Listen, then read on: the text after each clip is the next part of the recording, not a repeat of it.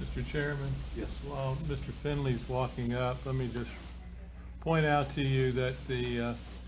Findley is a parent of a child at Eustis Heights. I believe his wife was here to speak at the last meeting, and I pointed out to you that there are still personnel matters going on in law enforcement investigation that are active at this moment.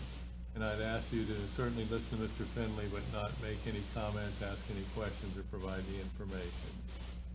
Thank you. Mr. Findley, if you'll give your name and address for the record, and then you have 3 minutes, sir. Good evening. My name is Kevin Findley Sr. My address is 1001 Titcomb Street in Eustis, Florida. Let me start by saying I'm a proud father of my 6-year-old son. His name is Kevin Findley Jr. And earlier this year, his teachers did notify us that they saw a change in his behavior. The seldom calls about his behavior became more frequent as the school year went by.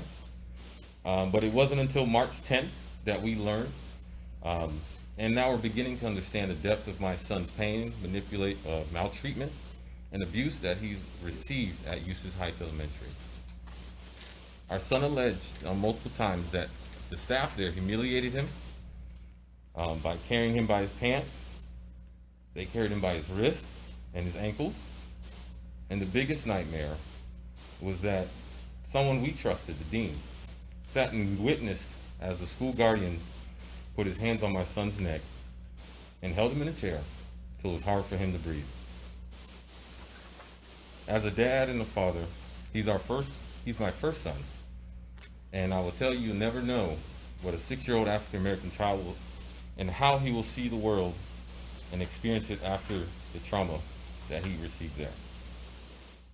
We trusted his educators to inspire him and educate him, but we now see that they were also a part of the problem we see in America today, which reinforces the systematic problem we continue to see, the bias which perpetuates hate in our country. I heard them describe my son's reactions, to their abuse as him being angry and violent, but they should have said that he was a scared 6-year-old and frustrated victim of the abuse he received there. I would like to ask you guys to make sure that we tell other parents, because we walk to school every day, and as I talk to more and more parents, I'm realizing he is not the only child. I don't understand why it hasn't been said yet, but I want to make sure that other parents that are going through what we're going through, at least they can ask their child if they have received the same treatment there. Thank you. Thank you very much. Superintendent.